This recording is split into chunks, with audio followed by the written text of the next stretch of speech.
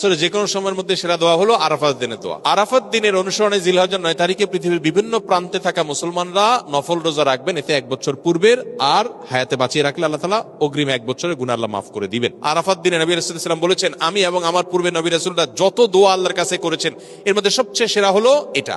আরাফাত দিনের বিশেষ আমল কি, বিস্তারিত বলুন। আরাফাত দিনের আমল, যারা আরাফায় অবস্থান করছেন তাদের জন্য একরকম, আরাফাত দিনে যারা আরাফায় অবস্থান করছেন না, বিশ্বব্যাপী বিভিন্ন জায়গায় আছেন, তাদের জন্য ভিন্ন রকম। যারা আরাফা অবস্থান করছেন, নবী আলাইহিস সালাম বলেছেন, খায়রুদ দুআ দুআ ইয়াউমি আরাফা। এই হাদিসের এই অংশটা যদিও আম, এখান থেকে আরাফাত দিনের দোয়াকে নবীজি বলেছেন আরাফাত দিনের দোয়া হলো সবচেয়ে সেরা দোয়া। বছরের যে কোনো সময়ের মধ্যে সেরা দোয়া হলো আরাফাত দিনের দোয়া। যদিও আরাফাতের ময়দানে হাজিদের দোয়া কবুল হয়, ফেরত দেওয়া হয় না, বহু হাদিস আছে। যেহেতু হাদিসে আরাফাতের দিনের দোয়াকে সেরা দোয়া বলা হয়েছে, আমরা যদি দূর থেকে আল্লাহর কাছে দোয়া করি, আশা করতে পারি আল্লাহর কাছে, আশা করতে অসুবিধা নাই যে আল্লাহ তাআলা দোয়া হয়তো কবুল করবেন। দ্বিতীয়ত নবী আলাইহিস সালাম বলেছেন, খায়রুমা ওয়া খায়রুমা আনা কুলতু আনা ওয়ান নাবিয়্যুনা মিন ক্বাবলি লা ইলাহা ইল্লাল্লাহু ওয়াহদাহু লা শারীকা লাহু লাহুল মুলকু ওয়া লাহুল হামদু ওয়া হুয়া আলা কুল্লি শাইইন কাদির। আরাফাত দিনে নবী আলাইহিস সালাম বলেছেন, আমি এবং আমার পূর্বে নবী রাসূলরা যত দোয়া আল্লাহর কাছে করেছেন এর মধ্যে সবচেয়ে সেরা হলো এটা, লা ইলাহা ইল্লাল্লাহু ওয়াহদাহু লা শারীকা লাহু লাহুল মুলকু ওয়া লাহুল হামদু ওয়া হুয়া আলা কুল্লি শাইইন কাদির। এটা আমরা বেশি বেশি করে পাঠ করব।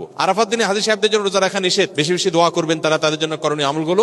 আর আরাফাত দিনের অনুসরণে জিলহজের 9 তারিখে পৃথিবীর বিভিন্ন প্রান্তে থাকা মুসলমানরা নফল রোজা রাখবেন। এতে 1 বছর পূর্বের আর হায়াতে বাঁচিয়ে রাখলে আল্লাহ তাআলা অগ্রিম 1 বছরের গুনাহ আল্লাহ মাফ করে দিবেন। এজন্য আরাফাত দিনে নফল রোজা রাখবো ইনশাআল্লাহ। এই রোজাটা কি জিলহজের 9 তারিখেই রাখবো নাকি আরাফাত দিন হাজীদের অবস্থানকে হিসাব করে রাখবো, এটা নিয়ে দুই রকমের মত আজকাল শোনা যায়। তবে আরাফাত দিনে হাজীরা অবস্থান করছেন হুবহু ওইটার সাথে মিল রেখে গোটা বিশ্বে আসলে ওই দিনে একই সময় রোজা রাখা এটা সব ক্ষেত্রে সম্ভব না, ভৌগোলিকভাবে এটা সম্ভব না।